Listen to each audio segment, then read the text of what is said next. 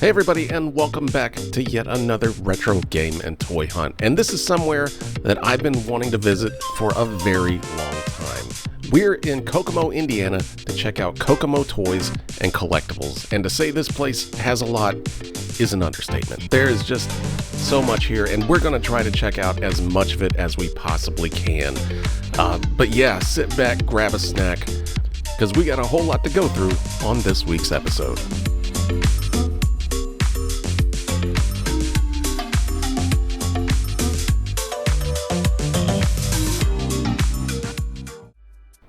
So we're just going to start up front because, I mean, there really is no good place to start. There's just everything. Everything is everywhere. It's genuinely hard to describe. But yeah, there's just a bunch of toys and stuff kind of sitting up front here. Everything purchasable, you know. As you can see, this is really kind of as bad as it gets as far as just like stuff laying out. But yeah, as mentioned, this is Kokomo Toys and Collectibles in Kokomo, Indiana. And I've been here before a few times, but it is usually completely packed. Like, you can see how wide these aisles are. Usually it is shoulder to shoulder, and it is almost impossible to actually get any video. So this time we went on a Friday morning right when they opened, and luckily when we first got in here, there was like nobody here. Like maybe a few people kind of walking around, but that was it.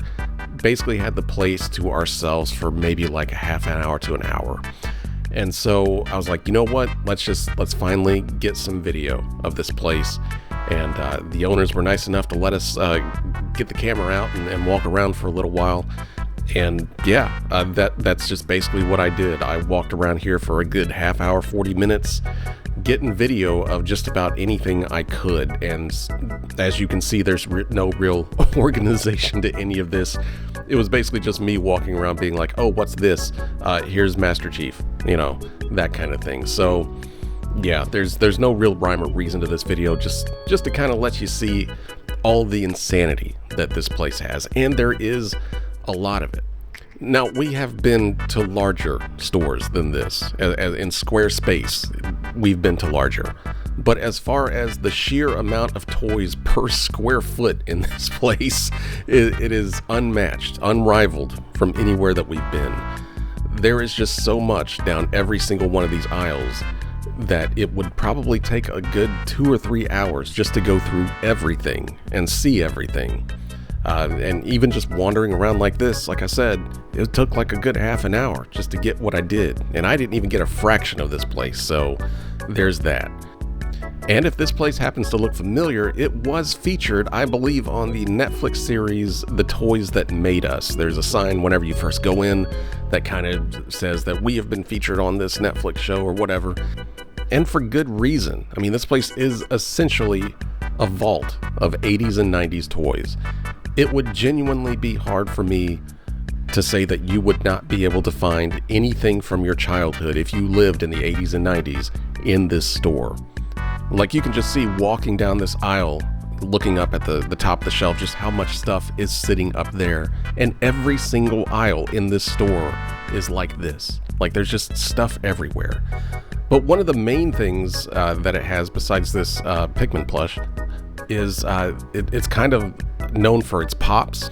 Now, we don't ever really feature Pops that much. Like, it's always kind of in the periphery, but it's never something that we focus on. My brother and his stepbrother were very much into Pops at one point. In fact, one of the main reasons we're here is because they were selling off a chunk of their collection to these guys. But yes, a large chunk of this store is dedicated to Pops. So if that's your thing, trust me, they got you covered here. It's just that I didn't really show too much of it. I was worried about looking at old mummy toys and such. And I think that's one of the things that I really like about this store. Like, they do have a nice selection of newer stuff, but there is just so much random everywhere. Like, you know, there are some sections, like there's the NECA section, the Turtle section, Star Wars and things like that, but then there's just so many other sections that have just nothing but pure randomness, and I genuinely enjoy that, because there's a lot of stuff in this store that I don't think I've seen since I was a kid, and that's always a treat to me. And it's a really solid mix of both old and new. So, I mean, if you're into the newer stuff, this place has you covered, but they definitely have you covered if you want anything from back in the day, let's say. But anyway, let's get into some of the stuff that we're actually looking at here. And as you can tell, there's a variety. I mean, there's a lot of stuff here that I've never seen before that I didn't even know existed. Like these Tron figures. Like I have seen Tron figures before, but I have not seen these. And these are pretty neat. I don't even know when these came out. But yeah, you can see just how packed these aisles are.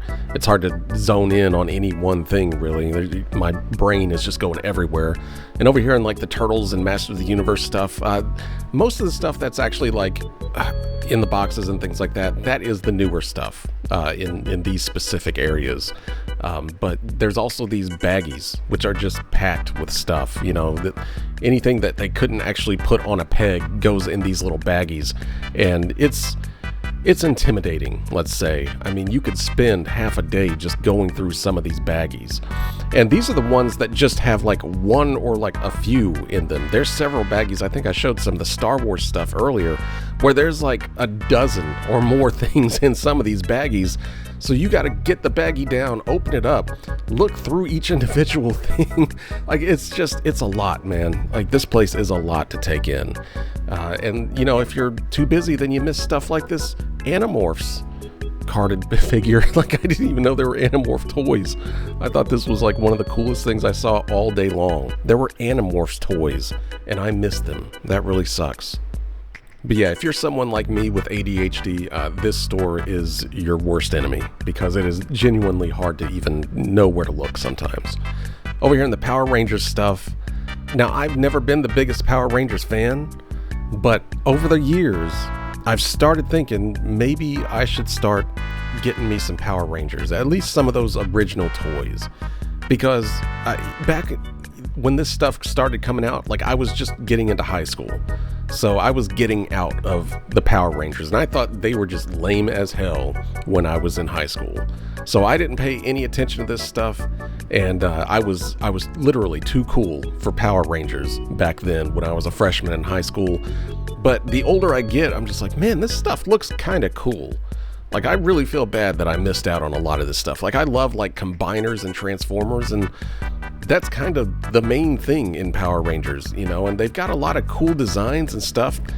It's a lot of stuff that I've completely missed, and I always look forward to like looking through the Power Rangers sections when I come to places like this, because it's always just new to me, let's say. But yeah, you can just look at all the randomness. There's just a Beetlejuice toy over here, and there's a Dick Tracy figure back there too. I mean, you've got to spend time with this place. There's a James Bond Jr. figure here. Man, I barely even remember James Bond Jr. For whatever reason, my brain has just merged James Bond Jr. with Where in the World is Carmen Sandiego? I don't know. I don't know why, but that's just where I'm at right now. I have seen that Crypt Keeper at a few of these stores now at this point. Another cartoon series that I never even saw as a kid. You know, I watched the HBO series, but I didn't even know that there was a Saturday morning cartoon at all, let alone a toy line based on it. But anyway, let's start getting into the glass cases. And you could probably say that the glass cases would be the main event for Kokomo Toys and Collectibles. There are so many glass cases in this place that it's genuinely hard to just look through them and take it all in, because there's at least 24 on each side lining the entire side of the store. And this is obviously where they keep their higher priced items, stuff that they're not going to put out on the shelves, on pegs or anything like that, and that's fine. Now, generally, I'm not the biggest fan of glass cases because I like to be able to touch things and look through things and find things like James Bond Jr. figures. Like, this is all stuff that's on display. There's not much you can do besides look at it. But it's hard not to be impressed with the sheer collection of things that they have in these glass cases. Now, the biggest thing that I've got kind of against this stuff and the way they've got them displayed is a lot of the things in the glass cases, they've got in baggies. You know, it's kind of hard to even see what some of the stuff that's in the baggies are. And this isn't even like the worst example. Like, they have several glass cases where it's just a jumble of plastic baggies in the glass cases. And if you want to look through them, then, you got to go get one of the guys that's working there, have them come over, open the case, and then just kind of stand there. Well, yeah, like this. I mean, look at all this stuff. And just stand there while you're digging through a majority of this stuff to see if it's something that you want. And if you're paying this much money for these things, you want to make sure that they're in good condition. So yeah, you got to look through them. And that's not really fun to do when there's like someone just waiting for you to finish up. There are like just really cool things in these cases that are worth looking at. And I really just wish I could dig through some of it, or, check it out without having to go get somebody. Because like I said before, this place is constantly busy, and you can be in a line just to wait to look at something at times. So yeah, I mean, I get why they do this. Honestly, like, I get it. This is high price stuff. You don't want people messing with it. This is where your big bucks come from. Like, that stuff out in the shelves, that's all cool and fun to look through. Like, you find a James Bond Jr. figure or an Animorph figure, and you're like, wow, I can't believe that exists. You can kick that down the aisle, and they do not care. But when you've got Ewok figures back there for $200 and $300, they don't want you messing with that stuff. It's just that sometimes I wish they were displayed a little bit better, or even merchandised a little bit better, especially when you have this many cases. Look, you just got all of these Star Wars figures in baggies just chilling. Yeah, it just kind of sucks sometimes. And this actually wasn't the way this store used to be. Like, ever since they, I guess, kind of hit it big with Netflix, or, got well known, they have certainly seen an influx of product. Like, back when we first started coming here a few years ago, all of these cases were very well merchandised. Everything was up here and looking good. It was all easy to see. The baggies were almost non-existent. But, whenever you start getting big and people start bringing in stuff for you to buy, and there's only so much room that you can actually put stuff in, so behind the glass case you go, I guess. Now, this is the section of the glass cases that is completely lost on me. Now, these aren't what you would call statues, and they are not what you would call action figures. Well, I mean, you can. That's essentially what they are. They're ultra-detailed action figures that are just a next step up from a lot of the other stuff you see. I mean, they're super detailed, super articulated, all like custom cloth goods and stuff made for them. Like, they are amazing, but they are also amazingly expensive. But look at the detail on some of these. Like, all of these are fully posable action figures, and that's impressive. I mean, these are getting close to what you would see like the detail in actual statues. Just look at her face. Like, that is crazy. Here's some stuff I do actually know about, and got some Transformers over here. And really, I only included this footage due to that Hard Hat series back there. Like, that's super cool. Like, I love old kind of knockoff Transformers and things like that.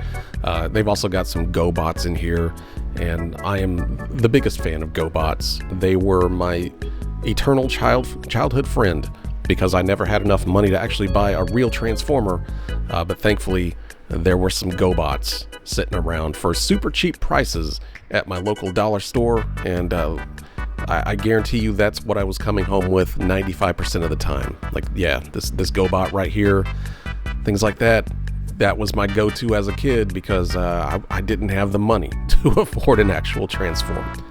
Over here we got a nice collection of Megazords, and the more I see this stuff, I could really go for that thing right there sitting on my shelf. Like, that's super cool. Got some old Jurassic Park stuff over here too, and this was another bunch of toys that I was just kind of getting out of that I regretted not ever getting into, because they're really awesome. Here's an old Mr. T figure with an atrophied arm. Thought he was fun. But yeah, I mean, you can just see, like, you can walk down the aisles and see a lot of these kind of third-party figures. Like, they're not attached to any major, like Mattel or Hasbro or something. It's just some toys that a group of people decided they wanted to put out, and they're all really neat.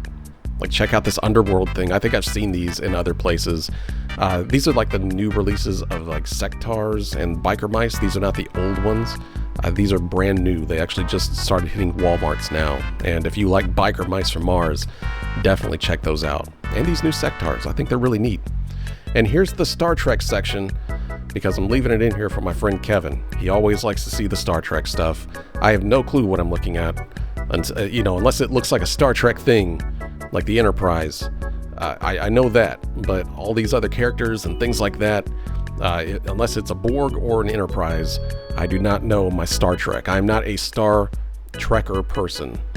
Like, that's a wrinkly buddy. I'm pretty sure that's its actual name.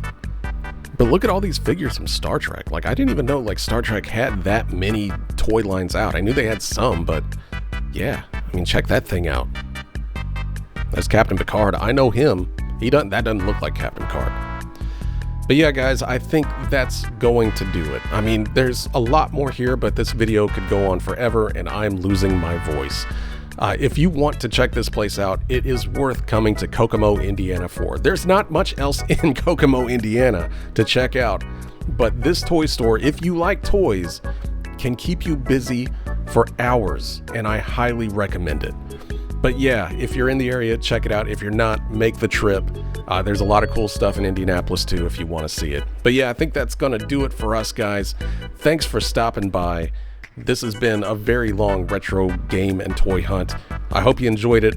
We got some more stuff coming up next week. Stick around for that. Thanks for watching, guys.